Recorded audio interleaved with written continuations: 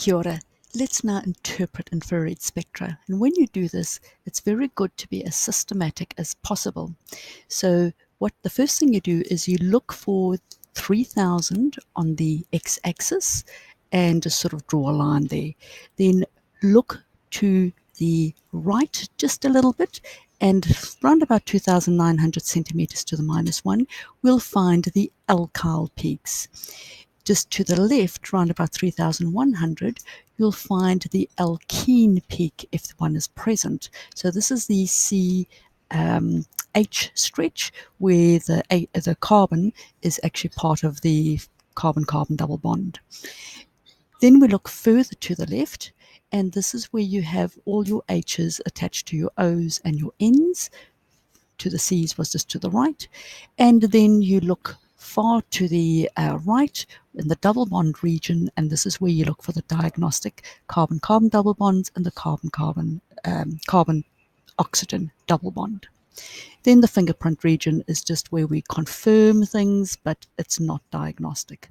So let's go through all the functional groups and see what the spectra look like. So the first one we're going to look at is pentane, and there's only carbon-carbon bonds and carbon-hydrogen bonds. So looking at the systematic approach, find the 3000. Just to the right are the carbon-hydrogen alkyl group, and then just to the left you'll see it's empty. It's just as important to say what is not there, and you should also say where you expect to see it. So it's empty at 3,100 centimeters to the -1, so there's no alkene present. Then we look further to the left, and there's nothing there, so it means it's no amine, amide, alcohol, or carboxylic acid. And then we look in the double bond region, that's also empty, so there's no alkene, aldehyde, carboxylic acid, and so on present. So let's look at an alkene, and you'll see it's very similar, except we have this sharp, narrow. Now you need to describe peak, so it's a sharp, narrow peak, and this is also a sharp, narrow peak for the carbon-carbon double bond. So you would approach it in the same way, looking first to the right of 3000, then to the left, then further, because it's just as important to say what's not there. If we look at an alcohol, you'll see this very clear diagnostic parabola peak. Make sure you describe it as a strong, broad parabola peak. And again, you do the systematic way so that you make sure you pick up everything that's there and not there. You should find round about 1000 a CO single bond stretch, but it is the fingerprint region, so it is just simply supporting evidence. Now, primary amine. A primary amine has got two NH groups, bonds. So it can be a symmetric or an asymmetric stretch. So you will see it as a twin peak or a two-pronged peak. And then sometimes you will see a shorter, broad NH bend and not a stretch. You would follow the normal pattern of that systematic way because it's important to pick up what's not there as well when you're analyzing spectra. Secondary amine is only a single peak because you can't do symmetric and asymmetric. There's only one stretch it can do, so it's a single peak. And notice there's nothing over here, but you'd follow that same pattern as we did before to make sure that you say what's there and what's not there. Carboxylic acid, notice this very broad triangular peak centered on 3000, so it overlaps the alkyl peak. And then there's also a finger-like peak that's round about 1700, slightly above 1700. And that tells you if you've got a carbonyl peak over here, it's either carboxylic acid, aldehyde, or ketone, or ester. And this broad peak here will tell you that it is a carboxylic acid. And again, if you follow the pattern, you'll see what's there and not there. Now, I said here an acyl, chloride, or amide are unlikely, and we'll see that in the next few slides where those would be.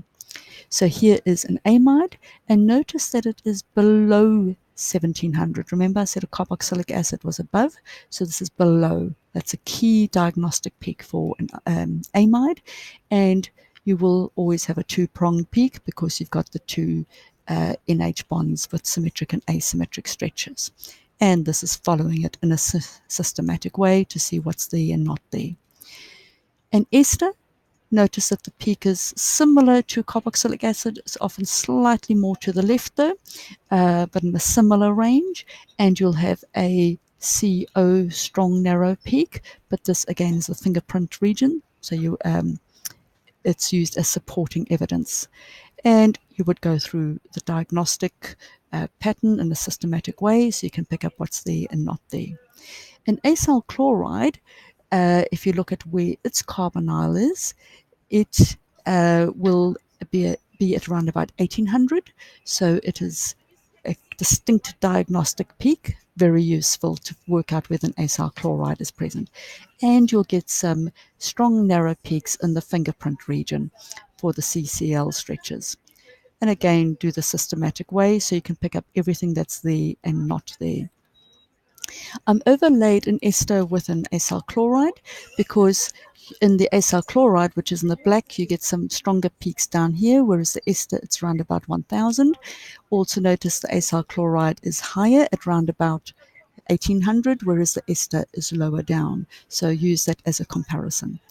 Haloalkane will have a lot in the fingerprint region and not much else. So if you're trying to work out if it's a alkane or haloalkane, the haloalkane has stronger peaks over there. But again, you would work through the systematic way. The aldehyde, you have sometimes an anomaly over here, and you can sometimes think, is it a secondary amine? So always use supporting evidence from other spectra if you see something funny over here and you're not quite sure whether it's an amine or not. And aldehyde would have a W, which is often hidden in the alkyl peak. So if you get some extra peaks around about 2800, it could be an aldehyde.